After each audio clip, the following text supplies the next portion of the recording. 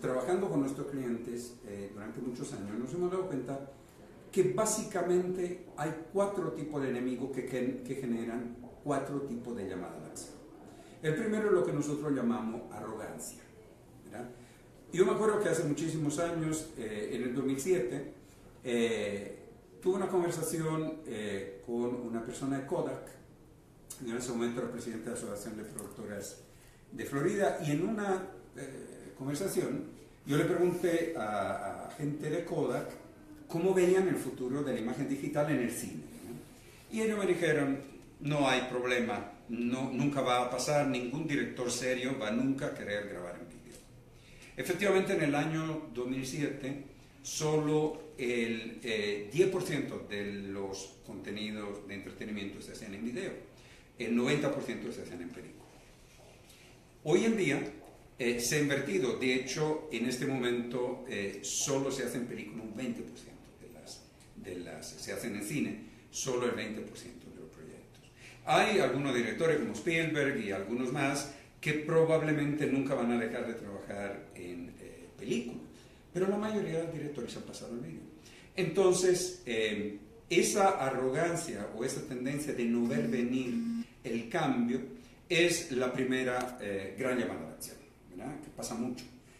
Clientes y marcas que no ven lo enemigo fuera, que no se dan cuenta del cambio social o tecnológico, que tienen una tendencia a minimizar la competencia. Esta es la llamada a la acción número 1. La llamada a la acción número 2 es lo que nosotros llamamos la desunión. Y pasa muchísimo, ¿verdad? Cuando en el interior de una organización no hay unión, no hay una estrategia clara que unifica a todo el mundo. Puede ser diferencia entre socios, puede ser diferencia entre departamentos. Y eso nace normalmente de una cierta diferencia cultural entre los diferentes grupos, quizá un cambio generacional, quizá una situación que hace que la visión de un determinado problema sea interpretado de manera diferente por los diferentes grupos, ¿verdad? Esa diferencia de visión es la llamada a la acción número 2. La llamada a la acción número 3 es lo que nosotros llamamos el impacto, ¿verdad? Usted piensa en un meteorito, cae el meteorito, nadie lo ve venir, y de golpe todo ha cambiado. Pasa mucho en el mundo del negocio. Yo me acuerdo en el año 73, cuando la guerra de Yom Kippur entre Israel y algunos países árabes, Estados Unidos apoyó a Israel mandando armas y recursos. Entonces la OPEP, que era la Asociación de Países Productores de Petróleo, decretó una subida de los precios del petróleo, me parece, por un 70%. Entonces hubo la crisis energética del 73 y nos encontramos con una fuerte restricción de combustibles. Yo vivía en ese momento en Italia, en el norte de Italia, en una región con muchas colinas, y cada pueblito encima de una colina tenía varios restaurantes. Y esos restaurantes vivían de los turistas que iban a comer ahí los fines de semana. Eran restaurantes fantásticos en medio del campo y tenían ese público. De golpe, por restricciones de combustible, se prohíbe a los coches circular durante los fines de semana. Y de golpe, cientos de restaurantes de la región no tienen ni un solo comensal durante meses, ¿no? ¿Quién podía prever una cosa de ese tipo? ¿Quién podía prever desde la perspectiva de los taxistas llegados de Uber? ¿Quién podía prever desde la perspectiva de una compañía de helicópteros la llegada de los drones? Fíjense que yo he filmado muchas veces con helicópteros, y un helicóptero cuesta entre $1 millón y $2 millones. Un helicóptero pequeño era para poder filmar. Un helicóptero como un A-Star, por ejemplo, gasta unos 45 galones de combustible por hora, son casi 200 litros, 170 litros de combustible por hora. El costo que genera filmar con un helicóptero va sumando, más el seguro, más el piloto, etcétera, etcétera. Probablemente un día de filmación con helicóptero tradicional podría costar entre 10 y 20 mil dólares. Y había decenas de compañías, sobre todo en Los Ángeles, que habían invertido millones de dólares en máquinas súper caras, ¿verdad? En helicópteros muy costosos. Y de repente llegan los drones, ¿verdad? Entonces, hoy día, con un drone de $3.000 o $4.000, puede hacer la gran mayoría de las tomas que se pueden hacer antes con helicóptero, incluso más, ¿verdad? Entonces, las compañías de helicóptero no lo vieron venir simplemente, ¿verdad? Eso es la tercera llamada. La última es que nosotros, la que llamamos el síndrome de los guerreros de terracota, ¿verdad? Ustedes se acuerdan que en China el emperador Qin Shi Huang construyó su mausoleo y metió 6.000 soldados de terracota.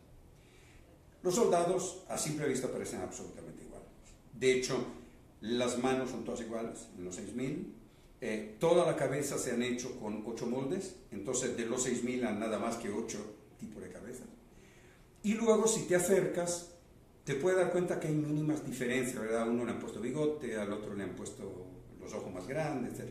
Pero básicamente son idénticos, sobre todo si se ven a una cierta distancia.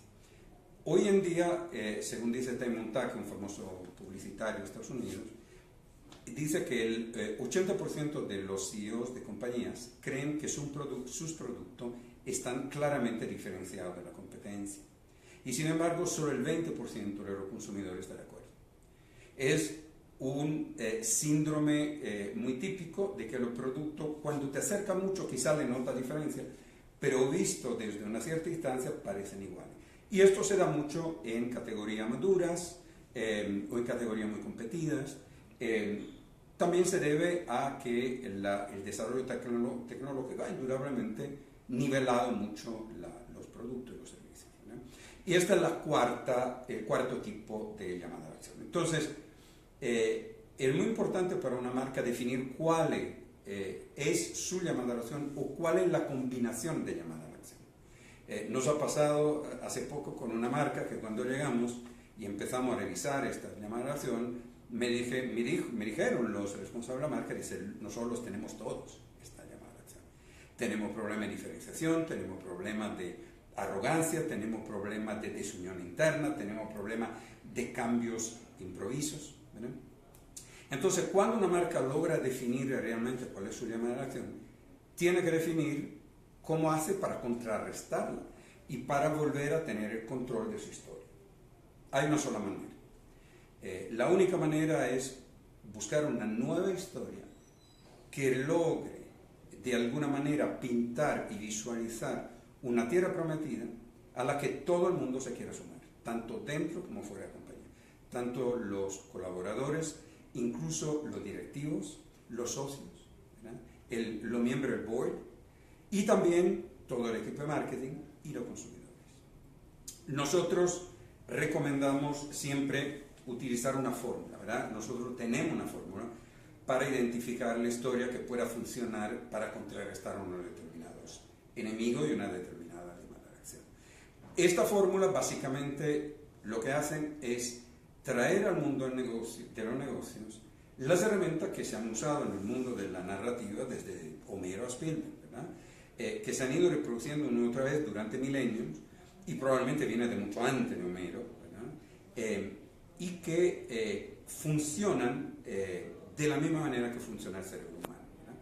Hay cierto tipo de herramienta narrativa que permite con mucha mayor facilidad activar comportamiento y hacer que la mayoría de las personas a las que le estamos hablando quiera ser parte de esa historia y quiera invertir emocionalmente en ella. Estos elementos narrativos son múltiples, simplemente voy a mencionar dos que son muy importantes.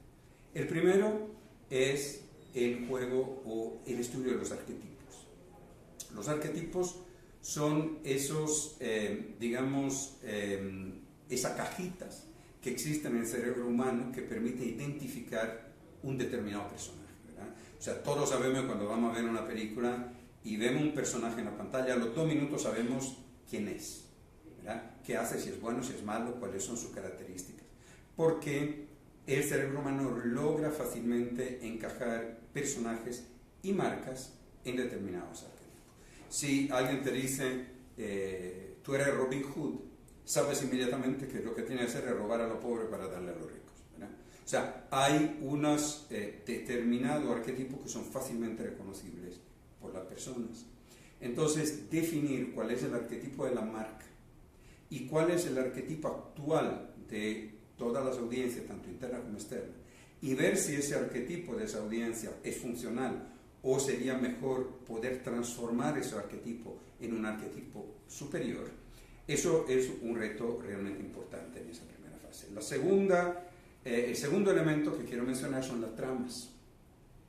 En los últimos miles de años, todas las historias que ustedes hayan podido ver, desde películas, libros, novelas o poemas épicos, se puede reconducir a 27 tramas. O sea, los hombres solo han contado 27 historias. ¿Cuál es la ventaja de saber cuál es de estas tramas la que mejor funciona para nuestra marca? Es que cualquiera de esas tramas ya está imbuida en el subconsciente colectivo de la gente y la gente lo entiende inmediatamente. De nuevo, cuando vamos al cine y empezamos a ver una película, en pocos minutos sabemos cuál es la trama de la película, ¿verdad? Entendemos si la película se basa en una trama de vencer al monstruo, como Guerra de la Galaxia, ¿verdad? O se basa en una trama del renacer, que es la historia, por ejemplo, de La Bella y la Bestia, o se basa en una trama de Los Harapos a la riqueza, que es la historia de la Cenicienta. Entonces, esos son dos de los muchos elementos que nosotros utilizamos para definir la historia de una marca, y que, como ustedes comprenderán, están tan imbuidos en la manera de funcionar el cerebro que permiten a la marca construir una historia que tenga un impacto inmediato en las audiencias.